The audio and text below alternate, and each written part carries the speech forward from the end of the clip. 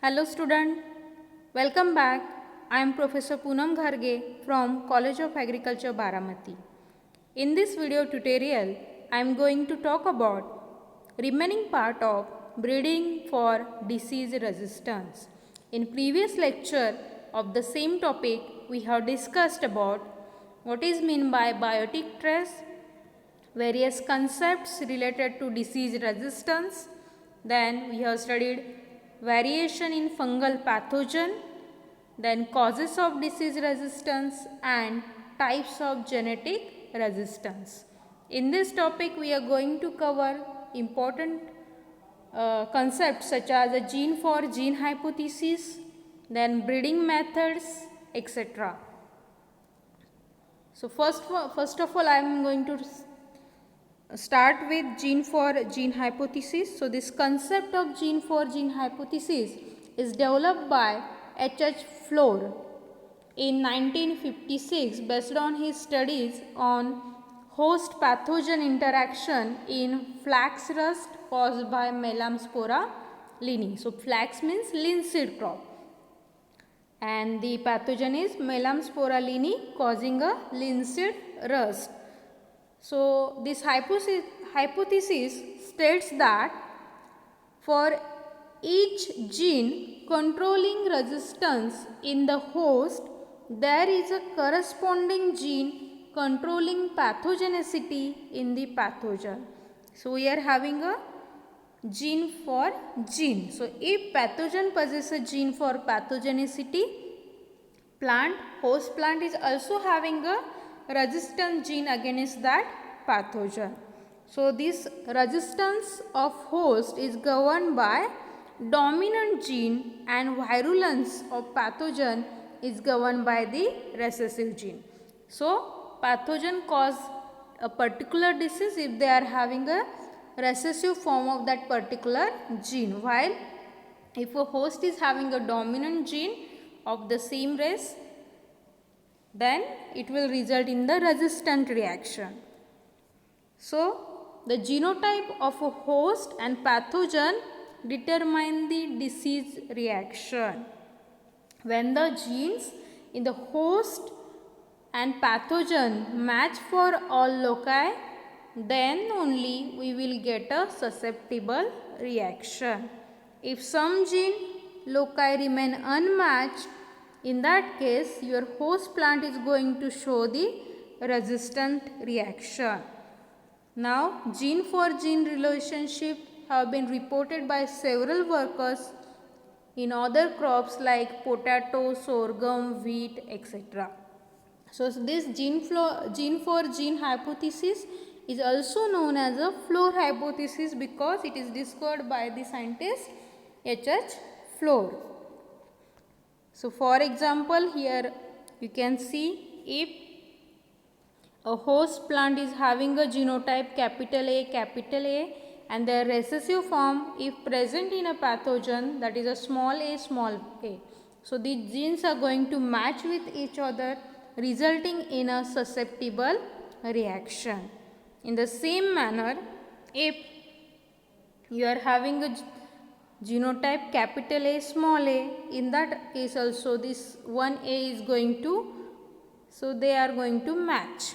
So it means it will produce a susceptible reaction. In the same manner for capital B, if pathogen possesses a small b, it result in the susceptible reaction. Suppose you are having a two pairs of genes in a host plant which is governing resistance, capital A and capital C, and pathogen is having only small a, recessive.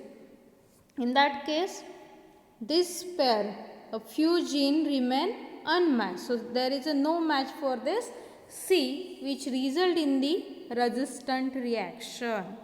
In the same manner, if the genes are going to match, it will produce a susceptible reaction. Okay. If three pairs of genes are present such as capital A, capital B, capital C, and your pathogen having a only recessive form of A and B gene, C is remain unmatched, in that case you will get a resistant reaction. If these three genes are going to be matched with the genes, recessive genes of pathogen genotype, they will produce a susceptible reaction. So, dominant gene in the host are responsible for resistance and recessive gene in the pathogen for virulence. If both genes, dominant gene have the recessive alleles, recessive pair of genes with pathogen, they matched, it will produce a susceptible reaction. Okay. So, at a molecular level, it is considered that gene for gene resistance usually involves production of toxin or antibiotic proteins by a resistant gene. The production of toxin is related to gene doses. The resistance controlled by dominant gene is the most desirable.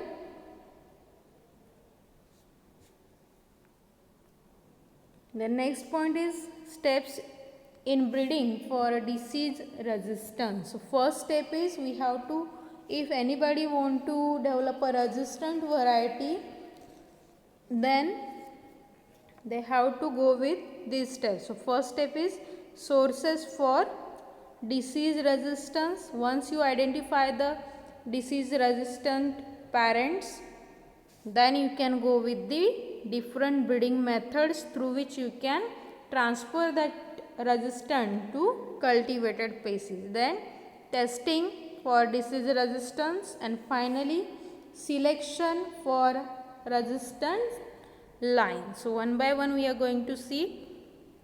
So, first point is source of disease resistance. So, in crop plant there are 4 important sources of disease resistance. So, these are cultivated varieties. So, we called it cultivated variety or a known variety, then germplasm collection, wild species or related species, and induced mutation. That will help you to identify the parents which having a disease resistance ability. So, in case of your cultivated variety, in some crop the resistance to disease may be found in cultivated variety. For example, the cotton variety MCU5 VT is tolerant to verticillium wilt, which is isolated from a commercial variety MCU5 of Gossypium hirsutum.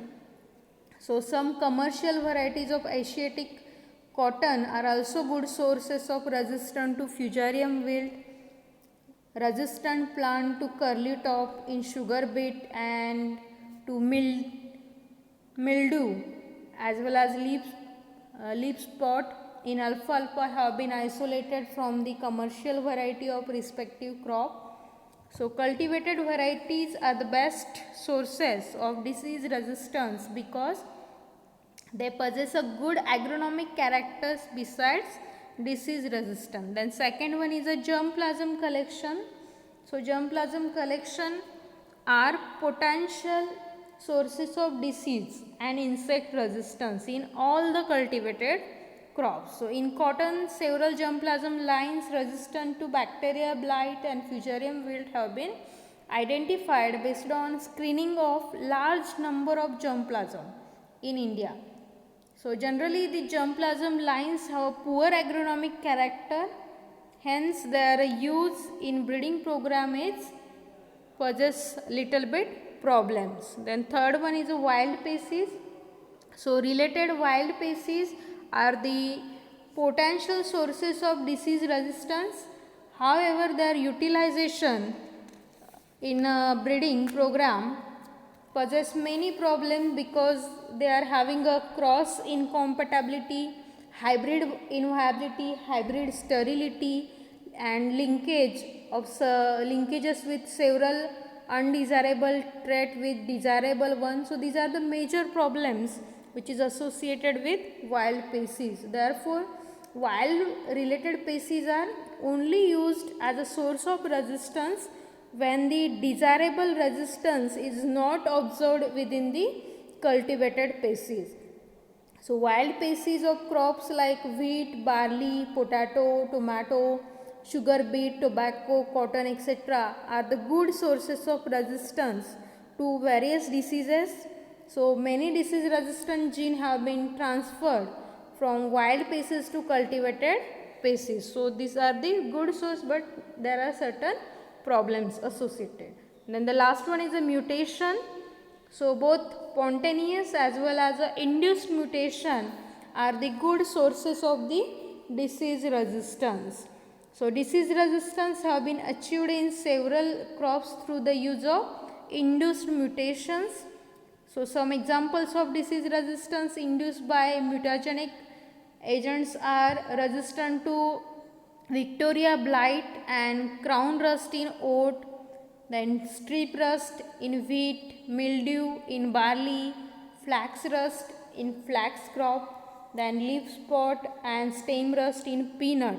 So by giving a mutagenic treatment we can also get a parents which is having a genes for resistance. The next point is breeding methods which is used for disease resistance. So breeding methods for disease and insect resistance are the same as the other agronomic character. So generally 4 breeding methods are very important here, that is introduction, selection, hybridization and mutation. Rather than this, we can also nowadays use marker assisted selection and genetic engineering to develop a disease resistant varieties. So introduction, it is a easy and rapid method of developing disease resistant variety. The resistant variety may be introduced, and after testing, if it is found suitable, can be released in the disease prone area. So near about, if you see early varieties of groundnut that are introduced from USA and that have been found to be resistant against this leaf spot or tikka disease. In the same way, Kalyan Sona and Sonalika, these are the wheat varieties which is introduced from the Mexico, which is found to be rust resistant. In the same manner, African Bajra introductions are also having the downy mildew resistance, so they are helped to develop the downy mildew resistant line. So this introduced material is found to be suitable here to get a disease resistance. Directly you can use it for commercial cultivation, or by making certain changes we can utilize it. Then second method is a selection. So when the sources of resistance is a cultivated variety, in that case mass selection, pure line selection, then pedigree method, progeny selection, bulk method we can use bulk to get the resistant varieties.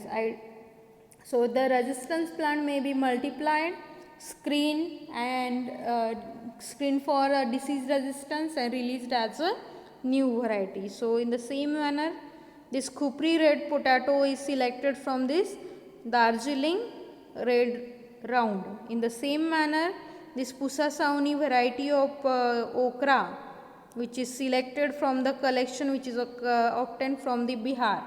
In the same manner, MCU was selected from Co4 for black arm disease resistance in cotton. The next one is a hybridization. So hybridization is used when resistant genes are available either in the germplasm or in wild species of crop. After hybridization, the hybrid material is handled either by pedigree method or backcross method. So anyone we can use to handle the segregating generation. The pedigree method is used when the resistance is governed by the polygene and the resistant variety is an adapted one which also contributes some desirable agronomic trait, while the backcross method is used when resistant parent is unadapted type and the resistant gene is to be transferred from wild species. So it is more commonly used when the resistance is governed by the oligogene. Okay, while next method is a budding and grafting. This method is also used if your crops are vegetatively propagated one. So disease resistance in vegetatively propagated material is transferred by adopting either budding or grafting technique. So the grafting and budding, the resistant material will also help to transfer the resistance to your cultivated species. Then next one is a mutation. So induced mutation are also used for disease resistance. Many disease resistance varieties are developed in various crops through this induced mutation. So when in your available germplasm the adequate resistance is not present, in that case we have to go with the mutation breeding. So mutation breeding is a resorted to induce resistance. It enhances this is also used to break the linkages between undesirable and desirable genes with each other. The next point is management of vertical genes or gene management or exploitation of vertical resistance. So you know that already this vertical resistance refers to the resistance of host to specific race of pathogen. The breeder should make best use of available gene for specific resistance to prevalent races. So there are 4 different ways to exploit vertical resistance in plant breeding. So these are development of cultivars with individual major genes. So that is called as that is the one of the method. Then second method is development of multi-line or ML varieties. Then development of cultivar with several major genes, that is also called as a gene pyramiding or multigenic varieties. And the last one is gene deployment. So these 4 methods are proposed to be basis of success of these strategies is the introduction of vertical genes into host population in such a way that they will function as a horizontal resistance. So one by one we are going to learn this. So first one is multi-line, development of multi-line. So multi-line refers to the seed mixture of isolines, related lines or unrelated lines. So the seeds of genotypes with individual major genes are mixed together. So this approach is generally used in self-pollinated species. So this is one of the recent approach for a long-term control of typical compound interest diseases, first suggested by a scientist Jensen in 1952 to control the rust of oat crop, and simultaneously this was advocated by the Borlaug and Associates in 1953-1958 for control of rust of wheat crop. So important characteristic of multi-lines. So you will observe a genetic diversity with respect to your vertical resistant gene as well as phenotypic variability you can observe. They are uniform in majority of time for agronomic characteristic. So each vertical resistant gene in multi-line must be strong to reduce exodemic, as well as each line in multi-line should preferably have a horizontal resistance to reduce isodemic. So suppose you are having a 5 major genes, each for a different race of pathogen. These 5 major genes will be transferred in 5 different background. So at the end, seeds of 5 resistant genotype thus develop will be mixed together to constitute multiline. So multiline provides a protection against several races of pathogen. The new race of pathogen whenever occur which attack few genotypes of a multiline. So all the component genotype of a multiline will never become susceptible to new race of pathogen. The resistant component in a multiline will act as a barrier and delays the spread of the new race to susceptible plant. So there are two main disadvantages of this method. First, we have to make a several backcross program to transfer each major resistant gene in a separate background, and secondly, the recurrent parent limits the agronomic performance of the multiline, as well as it requires extensive testing against specific races. Then second approach is gene cycling. So here obligate or a near obligate pathogens we are doing. So such a pathogen in which soil survival is limited, such a pathogen we are taking here. So there is a temporary discontinuity in the utilization of vertical resistant gene. So here we are having a susceptible variety, suppose having a genotype R1, R1, R2, R2, R3, R3. So if your resistant varieties are having a gene like this, capital R1, small r2, small r2, R3, R3. So this is a res 0, while we are having another variety which is having genotype like this, R1, capital R2, capital small r3, small r3. Then like this.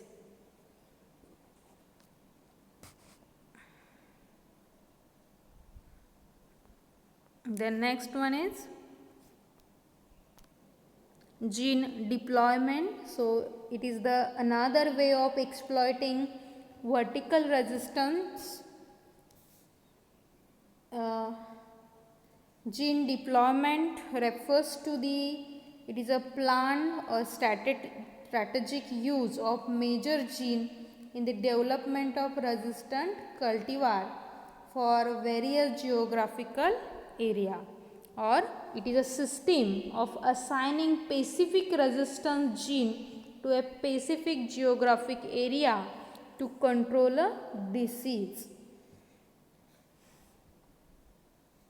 So this approach helps in preventing disease and maintaining the diversity of major gene in different geographical regions. So this was advocated by van der Planck in 1968 and it is exploited by Frey et al. In 1977 for control of crown rust of oat in USA. For a disease as a rust where epidemic route of pathogen is known, means where epidemic start and where it is end, if we know that, it will help us to do the deployment. Okay, so generally the rust, it starts in hilly region while it ends in the plains. So this approach requires a number of genes with similar effectiveness for control of prevalent races.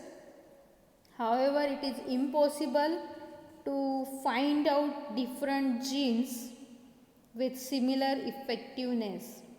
So this is the main drawback of gene deployment approach. This approach was used for soybean breeding in northern United States, but was not found effective. Then the last one is gene pyramiding or multigenic variety. So this method aimed at assembling multiple desirable genes from multiple parents into single genotype. So gene pyramiding is nothing but it is the incorporation of two or more major genes in the host for specific resistance to a pathogen. So this is differ from multilines because where each major gene is incorporated into separate genotype. In multiline what we are doing? Each major gene we are incorporated in different genotype. Here host remains same and we are incorporating several disease resistant gene in a one host. So that is called as a gene pyramiding. So in pyramiding approach, all major genes are incorporated in a single cultivar. So combination of several major genes for specific resistance provide protection against several new races that may develop in the pathogen. So the new varieties can be developed with combination of 2, 3 or more major genes. Such a varieties have a durable resistance. Gene pyramiding approach have been used in oat crop against crown rust in Canada. So it is useful in control of stem rust in countries like India, Kenya, Australia, where alternate host of rust pathogen are not active. So here you can see example how we are making a incorporation of several gene. So suppose source second we are having a resistance gene, at the same time this source 3, source 4 they are also having a resistance gene. So initially we are making single cross between source 1 and source 2.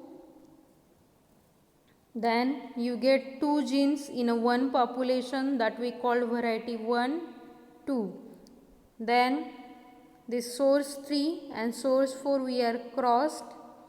Then you are getting a variety A with 3N gene, and again we are making a cross between these two individuals that result in the production of variety which is having this 4 resistance gene. So drawback of these methods are lot of efforts we have to made to incorporate several major genes into single cultivar. It requires extensive testing against various races of pathogen to ensure transfer of all desirable allele for resistance. Then if the same genes are used singly in other cultivar, pyramiding approach will enhance the chances of formation of new virulent races of pathogen. So this agronomic performance of the new cultivar is also restricted to the recurrent parent when backcross is used several times. So it is a time consuming, maybe varieties are going to be lost and sometimes new variety will come. The next point is screening technique. So screening for disease resistance is carried out under a field or in a glasshouse conditions. The glasshouse tests are conducted under controlled condition, and therefore glasshouse screening is considered more reliable than field test. However, field and glasshouse screening are equally important. The procedure of field inoculation differs from various types of diseases. So for soil-borne diseases like root rot, collar rot, wilt, the screening is done in disease sick plots. So for soil-borne diseases we have to create a disease sick plot for testing of resistance to such a diseases. So disease sick plots are developed by three ways: by mixing soil from other sick plot, or by adding remains of diseased plants in the field, or by adding inoculum developed in the laboratory. So the soil from disease sick plot can be used in pots for conducting test in the glass house. Then second is airborne diseases. So for airborne diseases such as rust, smut, mildew, blights, leaf spot, the screening is done either by dusting or spraying the spore suspension on the healthy plant. So we are just dusting or spraying the spore suspension on healthy plants. Then planting of highly susceptible varieties after few rows of test material is also used to develop the inoculum. Then third condition is seed-borne diseases.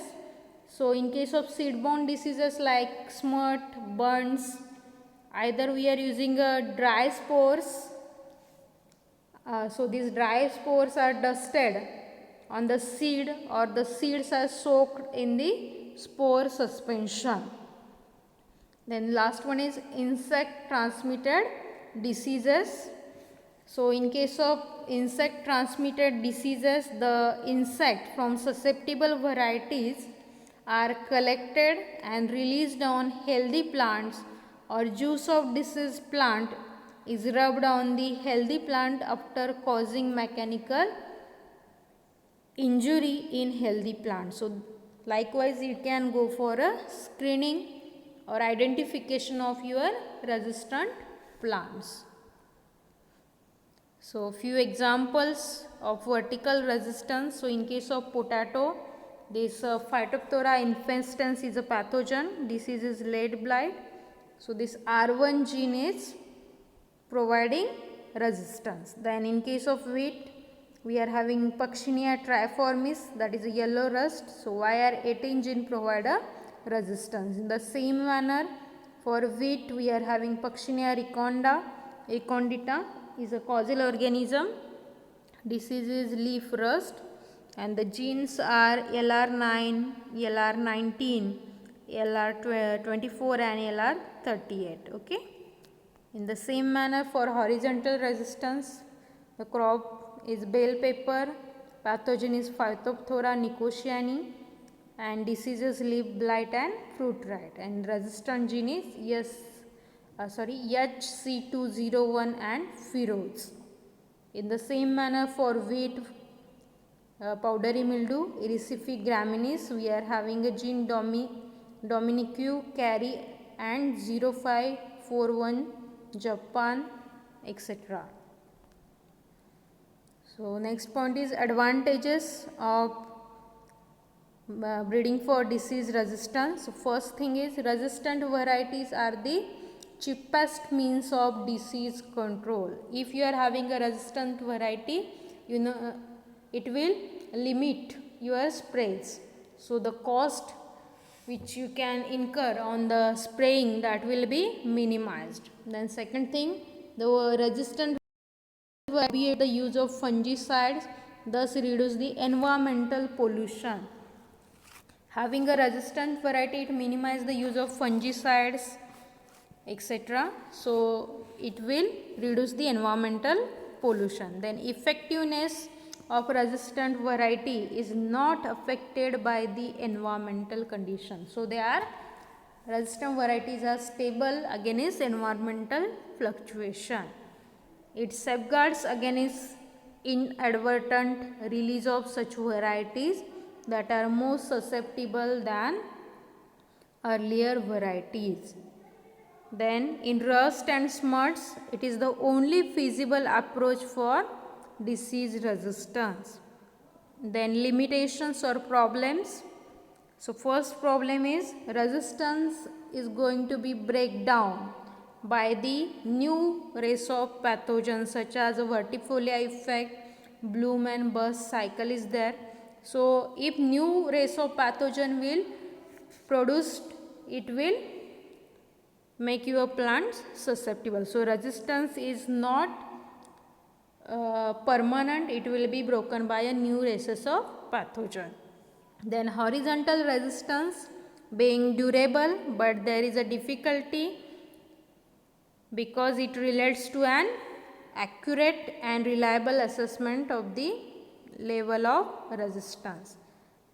Then sometimes there is a negative correlation between yield and disease resistance. So if you increase disease resistance through breeding, there will be lowering the or reduction in the your yield.